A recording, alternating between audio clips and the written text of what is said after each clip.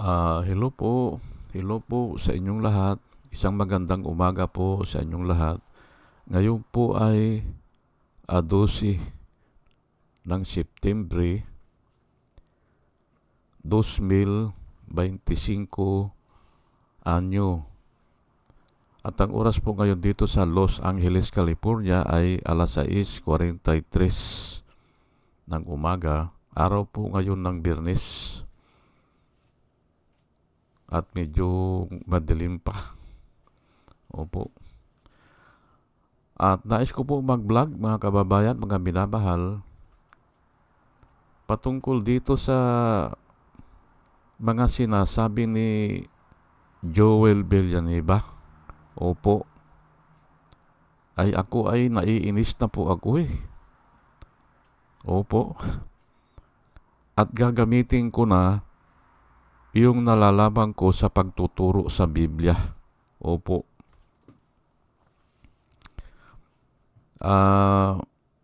I-debunk natin yung mga sinasabi niya. Opo.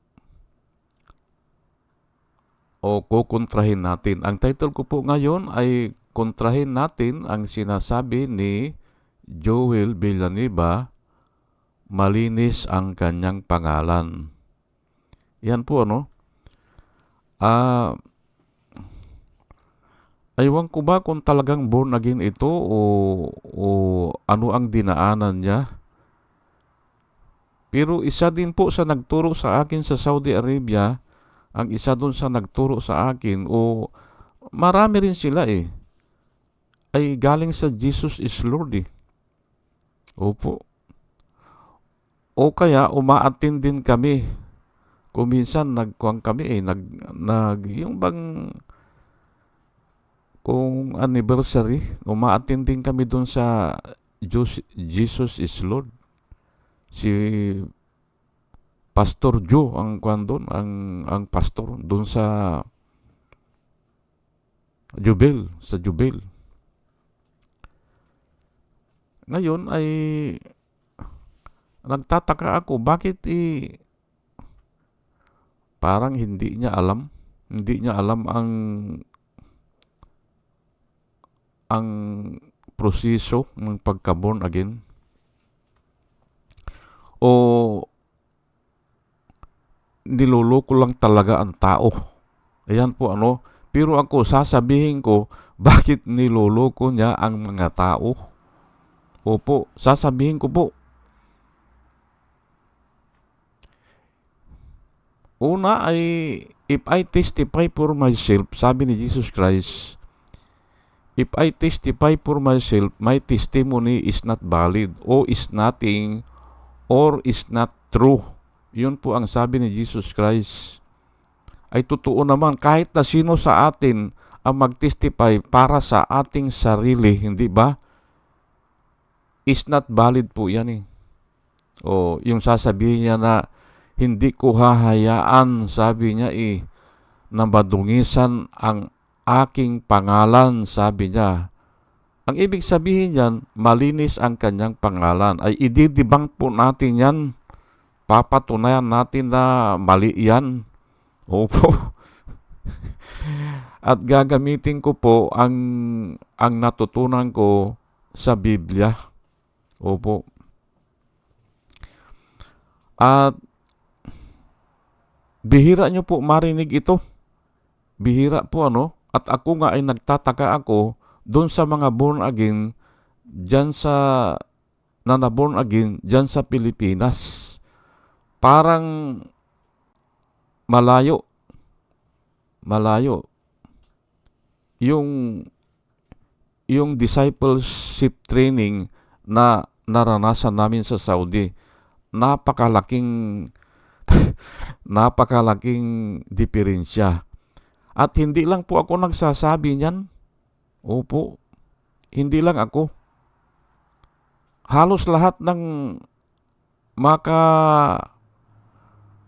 makasalamuha ko na pastor o mga anak ng pastor o yung may alam sa Biblia,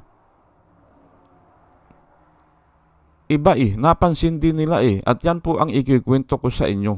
Opo. Yan po ang ikikwento ko para i-debunk po natin ito si Joel Villanueva. Okay. Uumpisahan ko na po ha. Alam nyo po,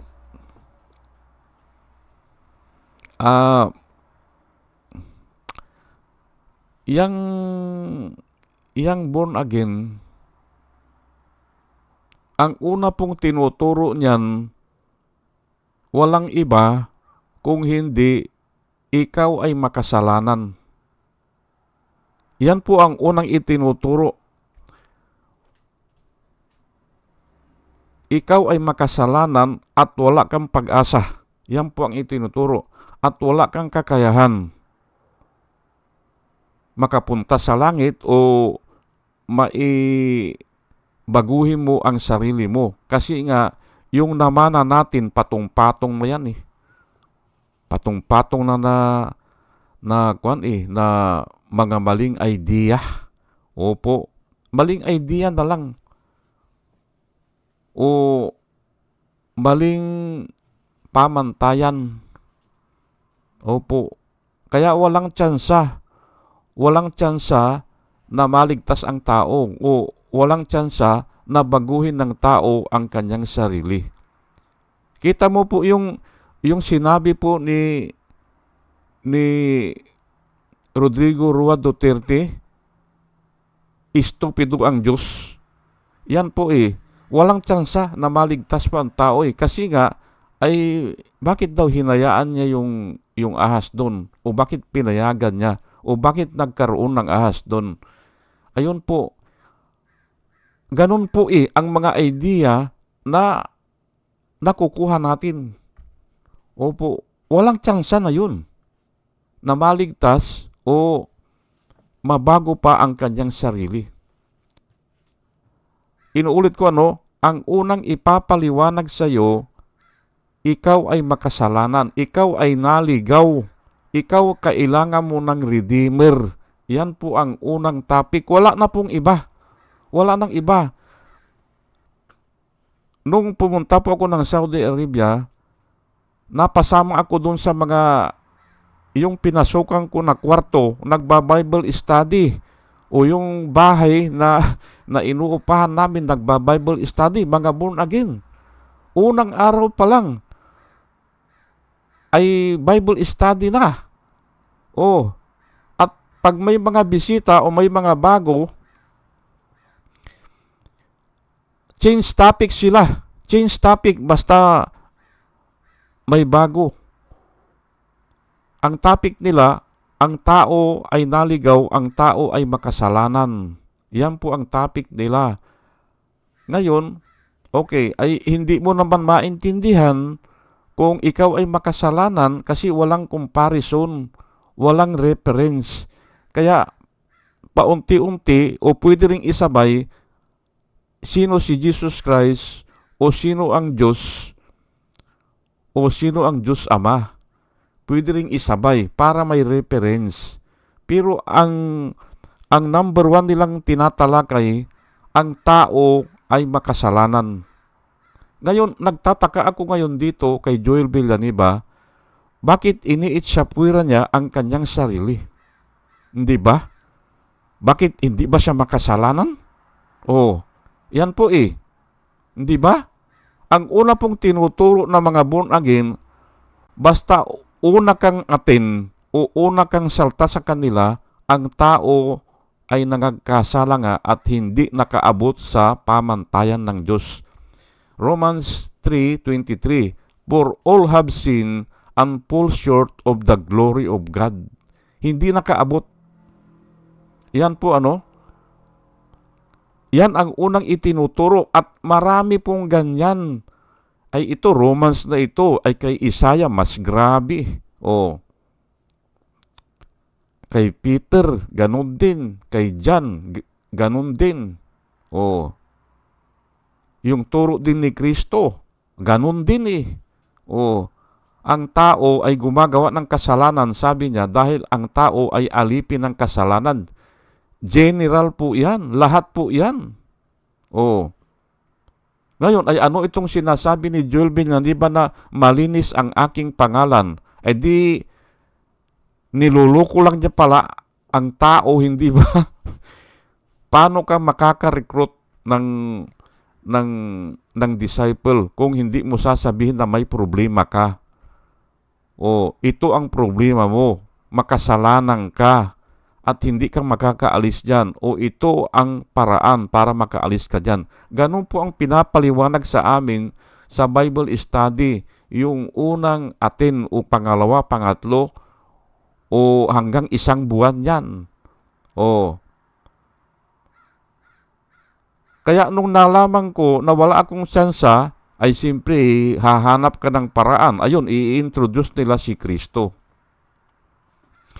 Ngayon, Romans 5:12, therefore, just as sin entered the world through one man, and death through sin, so also death was passed on to all men, because all sin. Ayan po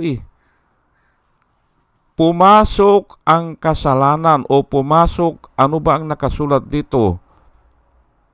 Yung kasalanan pumasok sa sanlibutan dahil sa isang paglabag ni Adan, at ang kamatayan pumasok na rin dahil sa kasalanan. At yung mga yung death, hindi ba? Ay sino bang hindi namamatay, hindi ba? Lahat po ng tao namamatay. And also death was passed on to all men.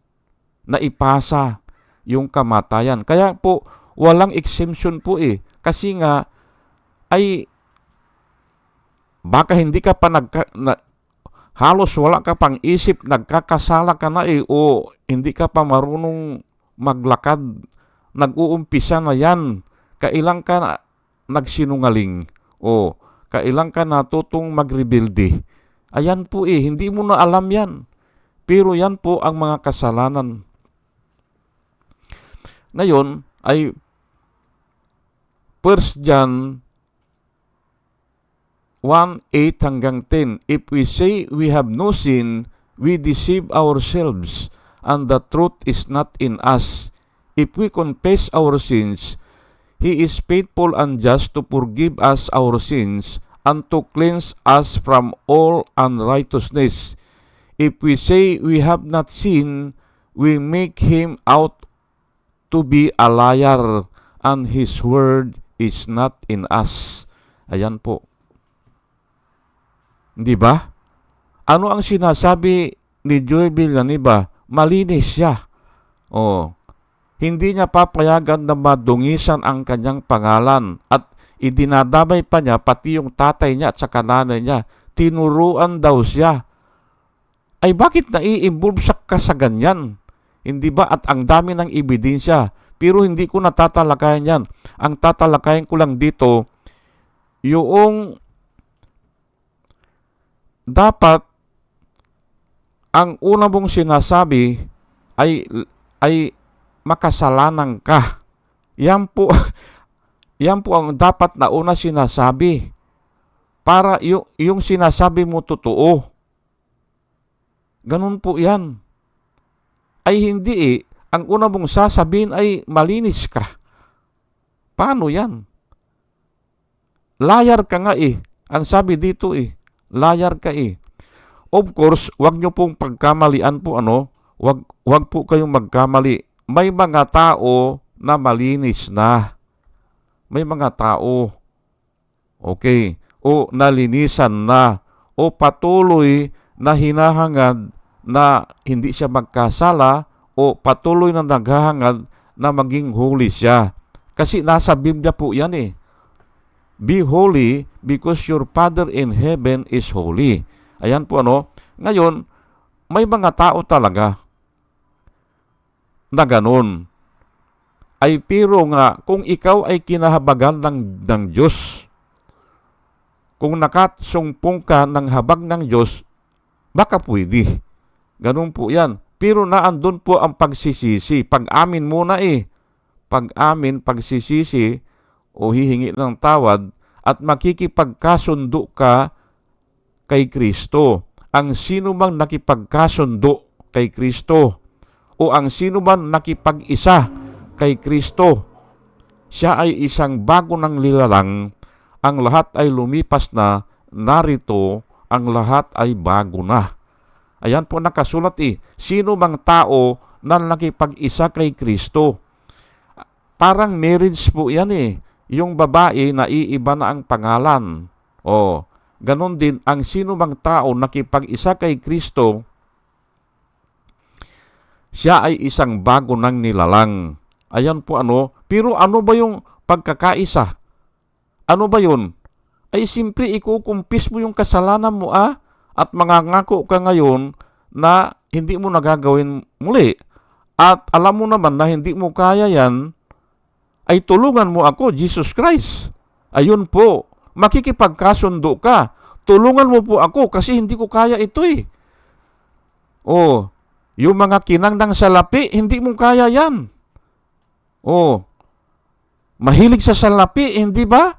Dinadaan sa insertion. Sinabi ko na kahapon, ang sabi ni Jesus Christ, if you do not go by the gate or if you do not pass by the gate o the door, sabi niya, and you climb other way, sumasampa ka ng bakod, sabi niya, ay insertion nga ang ginamit nila Sila ay mga thief at mga robber. Ayan nga ang ginawa nila Insertion, hindi ba? Hindi sila gumagamit ng legal na proseso o tamang proseso. Kaya mga magnanakaw po sila. Ay hindi po ako nagsasabi niyan. Ang Diyos po nagsasabi niyan. Hindi ba? Those who did not go by the gate, mga magnanakaw. Ngayon, sasabihin ni Joel Villanueva na malinis siya o hindi niya papayagan na madungisan ang kanyang pangalan, ay mali po yan. Ang una pong tinuturo sa born again, makasalanan ka. Makasalanan ka, makasalanan ka. Ganun po yan. At pag nalaman mo na makasalanan ka at wala kang tsansa, doon i-introduce nung nangangaral, si Kristo pumunta dito sa lupa para akuin yung mga kasalanan mo. Kung papayag ka, ay kung hindi ka papayag at binaliwala mo, binabaliwala mo yung offer o yung gift o yung libre na ipinamimigay niya, wala kang ibabayad Hindi mo kailangan ang telepono, hindi mo kailangan ang sintabo, hindi mo kailangan ang taxi. Maniwala ka lang. Faith lang kaya patas po lahat yan, lahat ng tao, patas. Alam niyo po, ikikwento ko lang po sa inyo,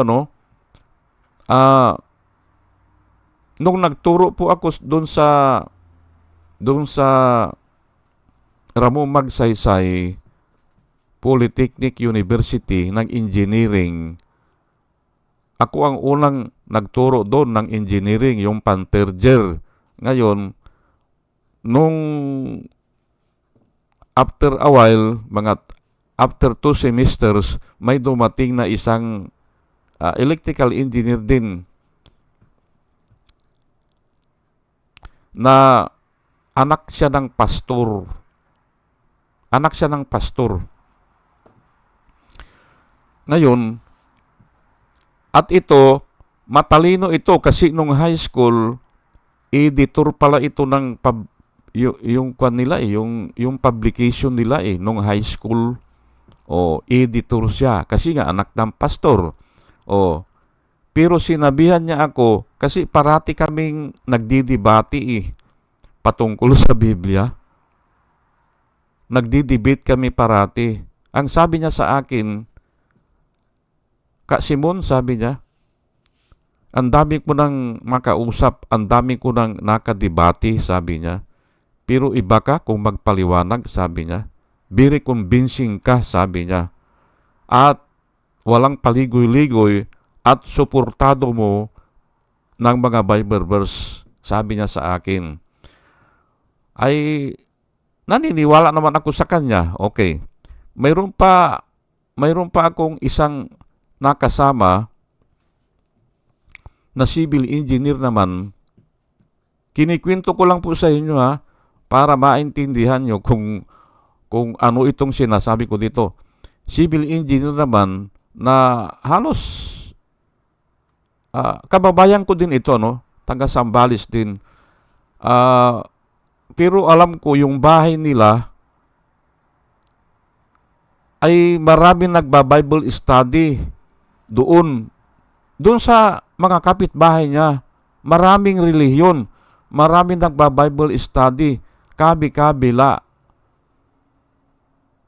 Alam ko yung lugar niya, yung tinitirahan niya, at alam ko din na maraming relihiyon doon na nakapalibot sa kanya. Ngayon, isang araw, ang sabi niya sa akin, alam mo kanya, nung bata ako, sabi niya nakikinig ako ng mga Bible study. Oo, kako, alam ko yung lugar mo, kako. Ang daming nagba-Bible study ron. Sari-saring relihiyon. Kung minsan kanya napapasama ako, sabi niya, oo, kako, alam ko din yan. Oh. May tumatak lang kanya sa isipan ko. Isang verse lang o dalawang verse, sabi niya Kaya ako kanya ay nag-aaral din ako, sabi niya Civil engineer po ito at aywan ko, 6th placer ata siya nung kumuha siya ng board. Ang sabi niya sa akin, if I consider the heaven, sabi niya pero kuwan na ay Bible verse nga Si David ang nagsalita nito. If I consider the heaven, the sun, the moon, and the stars, sabi niya, that your hand made, sabi niya, or that is made by your hand, sabi niya, what is a man, sabi niya, that you are mindful of him.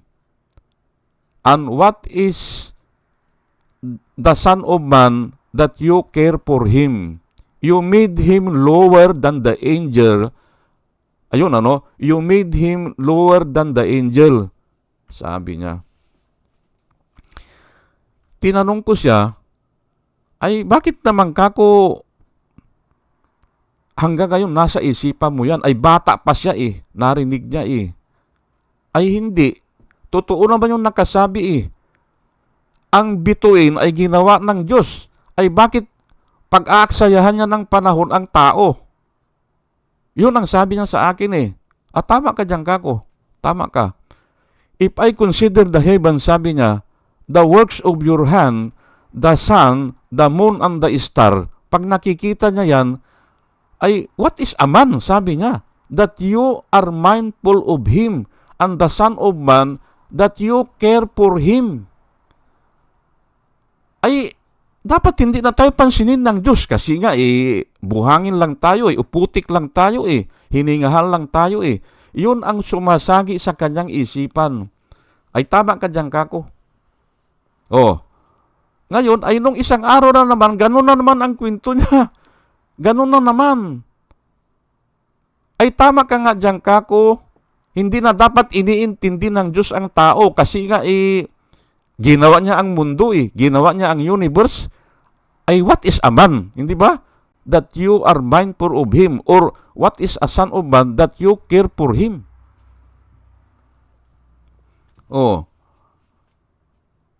Ay nung makulit, nakukulitan ako sa kanya ituloy mo nga kako yan. Ituloy mo yung, kabisado rin pala niya You made him lower than the angel. and you crown him with great glory and honor. Ganun ata ang pagkasulat, ano? You crown him with great honor o glory and honor. Tinanong ko siya, kilala mo ba kako yan? Sino ang tinatalakay dyan? Ay tao, sabi niya. Ay basahin mo ulit. Sabi ko, tao, sabi niya. Hindi, kako. Si Jesus Christ yan, kako. Si Jesus Christ yan. Ay nung binasa niya ulit, ay oo nga, kanya si Jesus Christ ito. Doon siya sa akin bumilib. Sino ang ginawa ng Diyos na lower than the angel? Hindi ba? Eh di, may pinanggalingan kako yan. Mataas siya Kapantay niya ang Diyos O nasa katangian siya ng Diyos. O nasa katayuan siya ng Diyos. Pero, ibinaba siya lower than the angel. Ginawa siyang tao, kako yan. At yun yung sinasabi niya, and the Son of Man who that you care for Him. Nagkikir siya doon sa anak niya. O doon sa tao that you mindful of Him. Mindful siya kay Kristo, kako yan. Ay, doon siya bumilib sa akin na kanya hindi pinaliwanag yan sa amin, sabi niya Ayun na nga ngayon, balik tayo dito kay Joel Villanueva. Anong sinasabi niya? Malinis siya. Ay hindi po ganyan.